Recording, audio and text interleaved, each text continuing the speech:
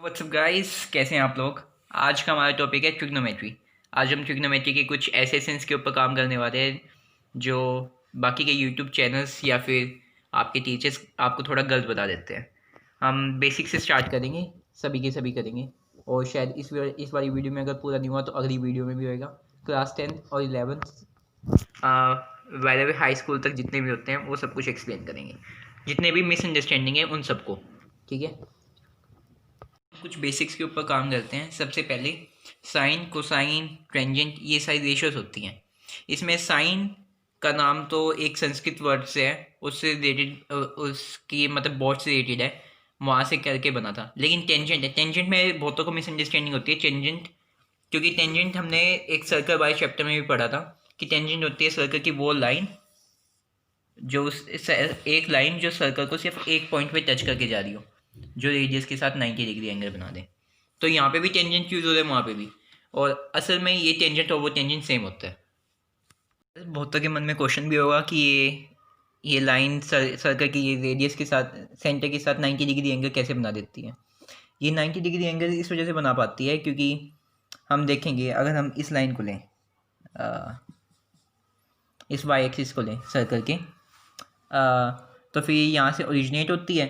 ठीक है, और ये वाई एक्सिस के साथ 90 डिग्री बनाती है। और अगर हमें एक ऐसा टेंजेंट टेंजेंट उस लाइन को कहते हैं जो सर्कल को सिर्फ एक पॉइंट पे टच करे। अगर ऐसी कोई लाइन बनानी है तो वो इस वाई एक्सिस के बिल्कुल परपेंडिकुलर होनी चाहिए। अगर थोड़ी सी भी ऐसी होगी तो सर्कल को कहीं ना कहीं टच कर देगी, अभी नहीं तो फ्यूचर में।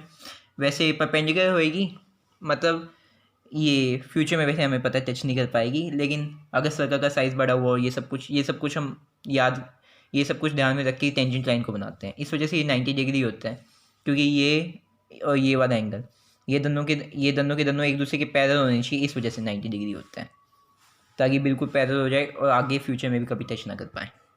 तो फिर अभी हम देखेंगे कि वो ट्रिग्नोमेट्री वाला टेंजेंट और सर्कल वाला टेंजेंट एक दूसरे से रिलेटेड कैसे। लेकिन उससे पहले हम साइन, कोसाइन, इन सब पे काम करते हैं, रेशियोज के ऊपर। Sine perpendicular line by hypotenuse होती है। अब लेकिन कोसाइन है, कोसाइन को हम कोसाइन क्यों कहते हैं, ये उसमें को क्यों लगता है। को अगर हम गूगल पे भी सर्च करते हैं, इसका मतलब आता है जॉइंट, जैसे को फाउंडर, जॉइंट फाउंडर्स। वैसे कोसाइन और साइन एक दूसरे के को है। मतलब ट्रिग्नोमेट्री, ये ट्रायंगल्स के अंदर जब हम इनकी रेशियोज निकालते हैं ना, हमें सिर्फ ये थीटा चेंज करने की जरूरत होती है। साइन और कोसाइन एक दूसरे के रिलेटेड हो जाते, मतलब चेंज हो जाते हैं। जो साइन था वो कोसाइन बन जाता है, कोसाइन था वो साइन बन जाता है। एग्जाम्पल अभी देके बताता हूँ। पहले कोसाइन थीटा होता है, बेस लाइन, ये सब कुछ थीटा के पर्सपेक्टिव से बाय हाइपोटेनियस। सो हम इस वाले एंगल को थीटा 1 कह देते हैं। अब ये यहाँ पे हमारे पास थीटा है, तो इसका साइन हो जाएगा, साइन थीटा हो जाएगा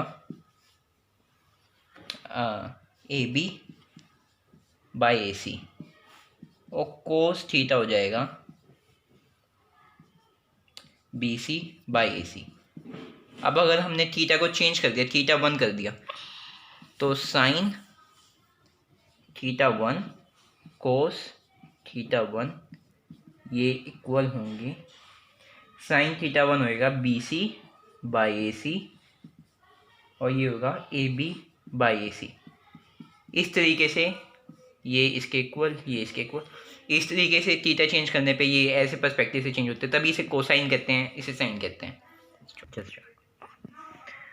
तो अब हम इनकी रेशियोज के ऊपर इनके रेशियोज को बताते हैं कैसे कैसे होते हैं। ये एक सर्कल के थ्रू हम इन सबको एक्सप्लेन करेंगे। ट्रिग्नोमेट्री इस टाइप से एक्सप्लेन होती है।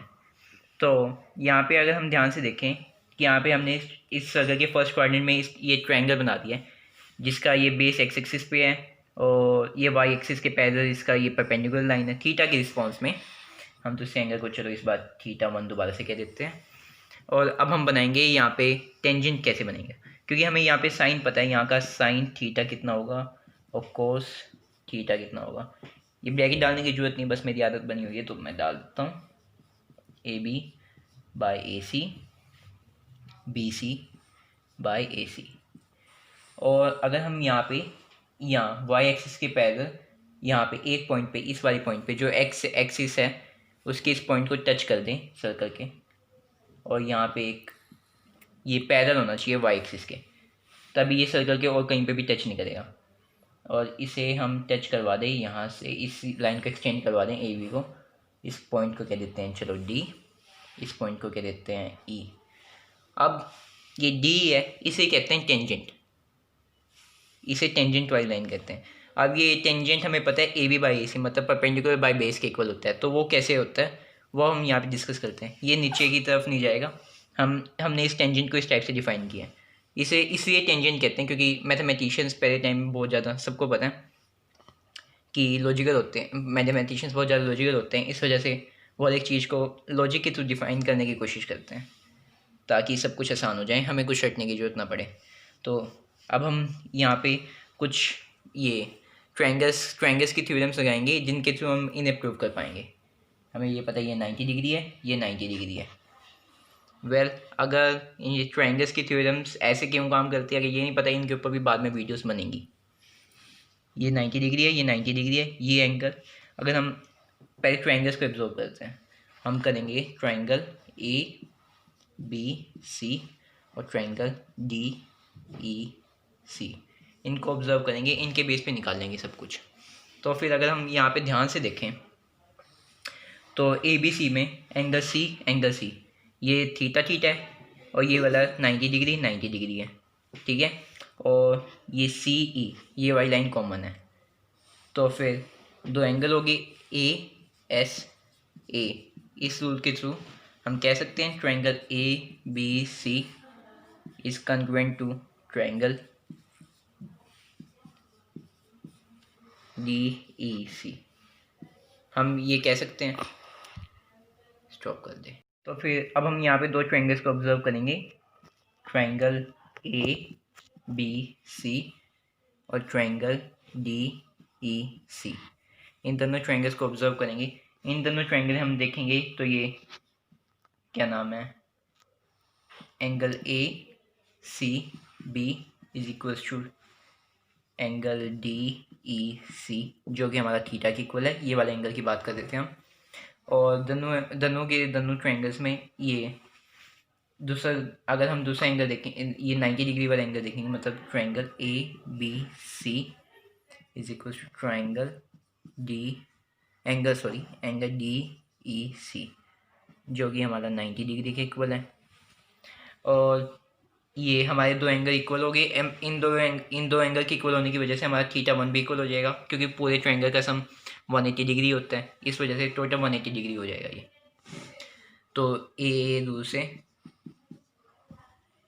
ये दोनों ट्रायंगल सिमिलर हो गए। सिमिलरिटी, कंग्रुएंसी, ऐसी चीज़ों पे आगे वीडियोस बनेंगी। अगर ये नहीं पता कि हकीकत में ऐसे क्यों काम करते हैं, सिर्फ रटा हुआ है, तो आगे इनके ऊपर भी वीडियोस बनाएंगे।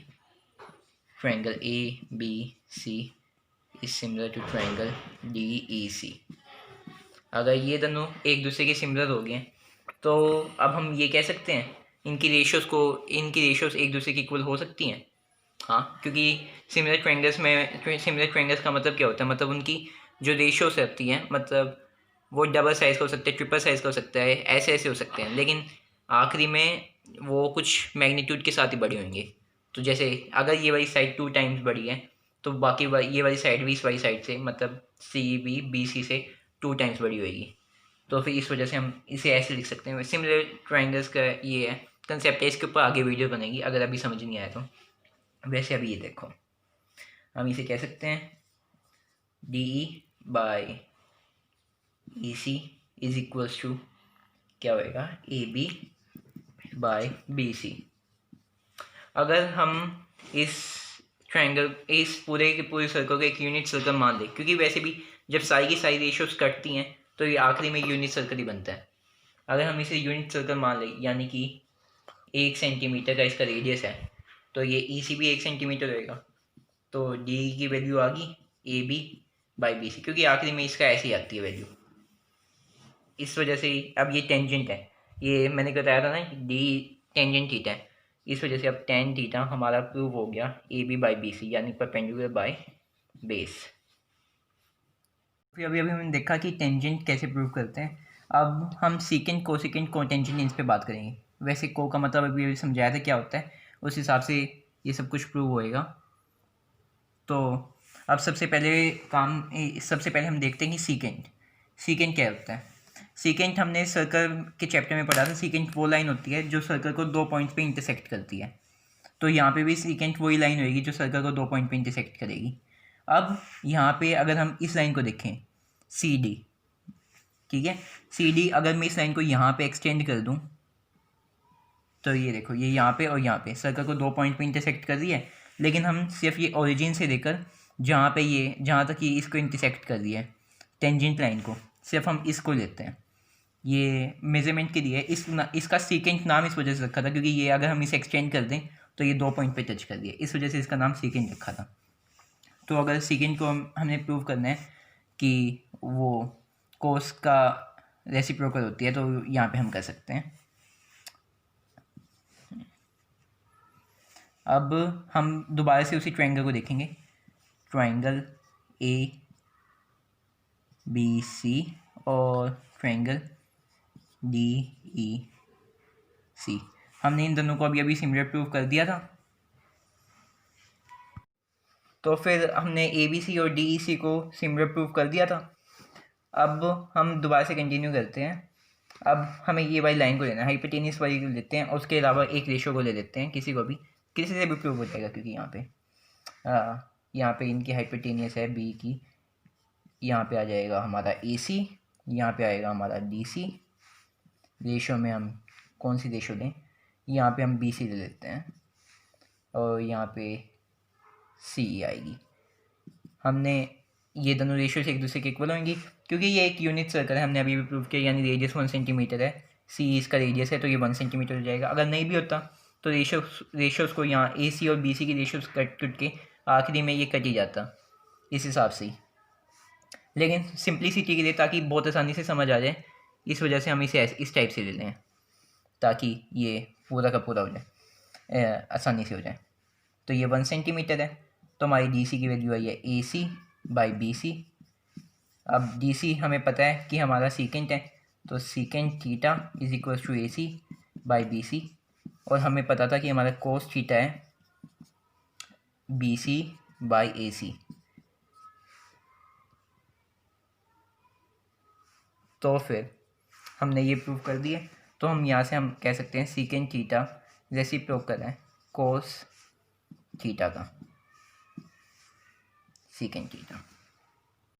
तो फिर अभी हमने सीकेंट को देखा। अब कोसिकेंट, कोटेंजेंट, इनको समझने के लिए हमें हमारी एक्सिस को बदलना पड़ेगा क्योंकि मैंने अभी भी बताया जॉइंट, और जॉइंट को समझने के लिए मैंने जैसे कोसाइन में अब जो इनकी एक्सिस जिस हिसाब से मतलब थीटा एंगल को बदला था उस हिसाब से यहाँ पे बदलना पड़ेगा।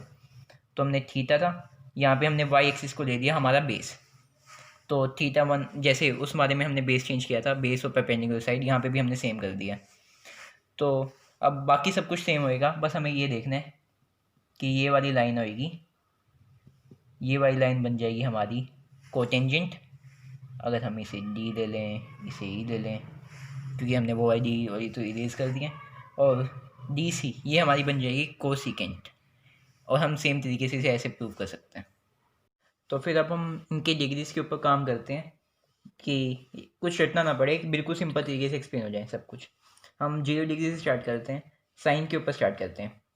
अब एज्यूम करो ये जो थीटा एंगल है ये जब पूरा का पूरा 0 डिग्री हो जाएगा तो फिर इस लाइन का क्या होएगा, ये लाइन अब ऐसे नहीं रहेगी, 0 डिग्री जब होएगा ये पूरी की पूरी इस लाइन में कन्वर्ट हो जाएगी, है ना, क्योंकि अगर हम यहाँ से थोड़ा सा ऊपर करें तो ये इस टाइप का होगा, यहाँ पे करें तो ये इस टाइप का होगा। वैसे ही जब हम 0 कर दें तो ये जो इसकी रेडियस वाली लाइन है इस पूरे की पूरी रेडियस को कवर कर जाएगी। तो फिर अगर हम यहाँ पे ध्यान से देखें तो हमारा जो साइन है वो हमारी परपेंडिकुलर लाइन है, कोसाइन हमारा बेस है, तो यहाँ पे हमारा जो बेस है वो तो पूरा का पूरा 1 बन जाता है, और जो हमारा वो है साइन है वो पूरा का पूरा क्या बन जाएगा 0, क्योंकि ये देखो परपेंडिकुलर लाइन तो गायब ही हो गई है, इस वजह से यहाँ पे ये 0 होता है, ये यहाँ पे 1 होता है। अब हम इसको थोड़ा सा ऊपर ले जाएं 30 डिग्री पे,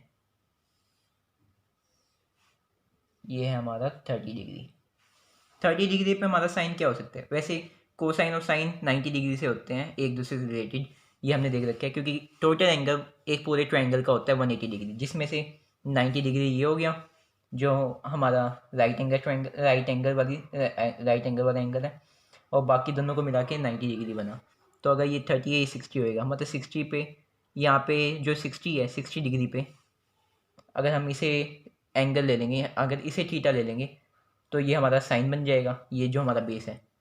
इस वजह से ये दोनों इस टाइप से रिलेटेड होते हैं। वो अभी अच्छी तरह समझ नहीं आया तो इसे दोबारा से अच्छी तरीके से एलेबोरेट करेंगे थोड़ी देर में।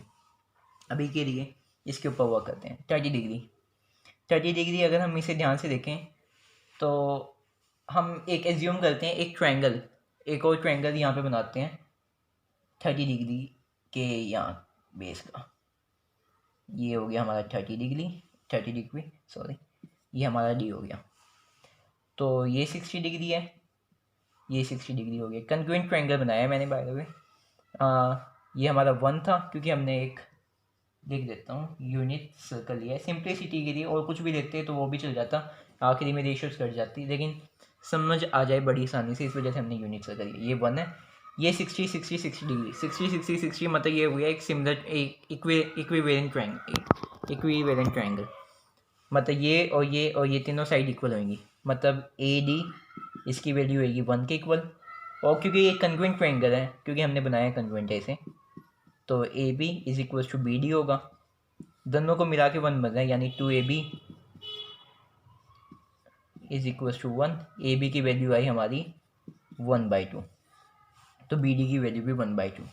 तो ये ए बी है, ए बी बाय में ए सी है हमारा 1, तो ये 1/2 है, 1/2। So A B by A C sorry is equal to 1/2 by 1 is equal to 1/2। तो यहाँ पे हमारा ये 1/2 होएगा। सेम यहाँ पे 60 डिग्री पे ये 1/2 होएगा। ये कैसे होएगा, अगर अभी अच्छी तरह समझ नहीं आया तो इसके ऊपर अभी दोबारा से आएंगे कैसे करना है ये। अब तो हम 45 डिग्री पे डिस्कस करते हैं। अब अगर ये 45 डिग्री है तो 90 माइनस 45 डिग्री, ये वाला भी 45 डिग्री हो जाएगा। अब 45 डिग्री मतलब स्केलिंग ट्रायंगल क्या क्या रूल है कि दोनों दो साइड्स इक्वल होंगी जिनके ये एंगल होंगे, जिनके एंगल सेम होंगे, जिन साइड्स की, ये और ये साइड इक्वल है। और हमें पता है पाइथागोरस थ्योरम से कि पूरा का पूरा ए बी का स्क्वायर प्लस बी सी का square is equal to A C का स्क्वायर होता है। तो हम इसे ऐसे लिख देते हैं, ए बी का स्क्वायर प्लस बी सी का square is equal to A C का स्क्वायर। ये 1 है, इसे लिख देते हैं। अब क्योंकि ये ए बी और बी सी सेम है तो हम ऐसे लिख सकते हैं 2AB का square is equal to 1, A B is equal to 1/2 का अंडर रूट। प्लस माइनस लिखेंगे, लेकिन यहाँ पे प्लस माइनस लिखने की कोई ज़रूरत नहीं है, क्योंकि हमें पता है हम फर्स्ट क्वाड्रेंट के ऊपर काम कर रहे हैं। यहाँ पे एक्स और वाई दोनों पॉजिटिव होते हैं, इस वजह से हम प्लस माइनस नहीं लिखेंगे। सेकेंड क्वाड्रेंट में होते हैं तो वो सारी डिस्कशन हम बाद में करेंगे वैसे। तो ए बी की वैल्यू आ गई हमारी 1/√2, तो इसकी भी वैल्यू 1/√2 होगी, इसकी भी वैल्यू 1/√2 होगी। डिस्कशन अभी बाद में करते हैं। तो अब नेक्स्ट स्टार्ट करते हैं, उससे पहले एक सेकंड। हमें पता था कि अगर हम इसे 60 डिग्री ले लें, सॉरी 30 डिग्री ले लें, 30 डिग्री पे ये वैल्यू होती है 1/2। तो बी सी का स्क्वायर प्लस ए बी का square is equal to A C का स्क्वायर। तो हमारा बी सी है 1/2 का whole square plus A B का square is equal to A C 1 का स्क्वायर। तो इसकी वैल्यू कितनी आएगी 1, ये 4 हो जाएगा, 4 माइनस 1/2 का under root is equal to under root, sorry यहाँ पे भी 4 आएगा क्योंकि 2 का स्क्वायर होता है 4, तो अंडर रूट 3/2। साइन कन्वेंशन हम इनके ऊपर बाद में बात करेंगे। तो ये भी अंडर रूट 3/2, ये भी अंडर रूट 3/2, और साथ में अगर ये यहाँ पे 0 है तो यहाँ पे 0 होगा। क्यों? क्योंकि 90 डिग्री करके देख लो, यहाँ पे पूरा का पूरा ये यहाँ पे ये ऐसे बन जाएगा, ये सब कुछ गायब हो जाएगा, रेडियस पूरा का पूरा ये परपेंडिकुलर लाइन बन जाएगी, बेस बचेगा ही नहीं, इस वजह से 0। और ये हमारा 1 हो जाएगा क्योंकि अब परपेंडिकुलर लाइन में सब कुछ चला गया है, इस वजह से ये हमारा 1 हो जाएगा। तो टेंजेंट इन साइन डिवाइडेड बाय कोस होता है, वो हमें पता है। तो टेंजेंट की वैल्यू ऐसे निकल जाएगी। टेंजेंट की वैल्यू 90 डिग्री पे नॉट डिफाइंड होती है। अगर यहाँ पे अगर किसी को क्वेश्चन है तो हम कर सकते हैं 90 डिग्री पे करके देखो। 90 डिग्री पे ये लाइन ऐसे जाएगी और यहाँ पे जो टेंजेंट होएगा वो ऐसे जाएगा, एक दूसरे के पैरेलल होंगे, यानी कभी मीट नहीं करेंगे, यानी इन्फिनिटी पे मीट करेंगे। ये हम एज्यूम करते हैं, क्योंकि कोई परपेंडिकुलर लाइन भी हम ऐसे एज्यूम करते हैं वो इन्फिनिटी पे मीट करेगी। ये एजम्पशन है, बाकी सही, क्योंकि हमें कैसे ना कैसे तो प्रूव करके दिखाना था कि कहीं ना कहीं ये मीट करते हैं। इस वजह से इन्फिनिटी पे मीट करेंगे, इन्फिनिटी को हम नॉट डिफाइन कह देते हैं। कोटेंजेंट कोसेकेंड सिकेंड इन सब की रेशियोज हम निकाल सकते हैं, रेसिप्रोकल हैं, क्योंकि वो हमारे जिन चीज़ों की हमने अभी भी डिस्कशन करी उन सब के, और जैसे टेंजेंट साइन और कोस के, इन सब के रेसिप्रोकल हैं। तो अब हम अगर साइन और कोस पे डिस्कशन करें, साइन 30 डिग्री कोस 60 डिग्री के इक्वल कैसे होता है और ये सब कुछ, तो हम साइन 30 डिग्री को अगर देखें, अगर साइन 30 डिग्री होता है A B by B C, अब कोस 60 डिग्री क्या होएगा? अब कोस 60 डिग्री होएगा कि मान लो कि हमने ये 60 डिग्री है, अगर हमने इसका साइन लिया, मतलब साइन 30 डिग्री तो है ए बी बाई ए सी, ठीक है। अब कोस है, हम सॉरी कोस को ले लेते हैं, कोस 60 डिग्री, क्योंकि अगर ये 30 है तो ये 60 होएगा, 90 डिग्री है, 90 डिग्री बनाते हैं ये दोनों एक दूसरे के साथ मिलकर, क्योंकि ये तीसरे वाला अपने आप ही 90 डिग्री, राइट एंगल ट्रायंगल की डिस्कशन करते हैं क्योंकि हम ट्रिग्नोमेट्री में। तो ये वाला एंगल अगर हम इस वाले एंगल पे ऊपर ध्यान दें तो ये 60 डिग्री होएगा। अब कोस क्या होता है? Base by hypotenuse. तो यहाँ का बेस क्या होएगा इस वाले एंगल के लिए? इस वाले एंगल के लिए बेस होएगा ए बी, और हाइपोटेनियस लाइन तो सेम ही होगी ए सी। इस वजह से साइन 30 डिग्री को 60 डिग्री के इक्वल होते हैं, और बाकी सब कुछ ऐसे ऐसे चलता है। ये मेन रीज़न था। So thanks for watching. और ट्रिग्नोमेट्री का जो अगला पार्ट होएगा उसमें हम एक्सप्लेन करेंगे कि ये 15 डिग्री 75 डिग्री ऐसे ऐसे एंगल्स के ऊपर कैसे वर्क करना है, या फिर दो एंगल्स अगर मल्टीप्लाई होता है इन सब के ऊपर कैसे वर्क करना है। ये सब कुछ बिल्कुल एक इजी कंसेप्ट के थ्रू होएगा, कुछ बैठने वाला सामान नहीं होएगा। और हाँ, नया चैनल है तो सब्सक्राइब कर दो, और बस थैंक्स फॉर वॉचिंग, बाय।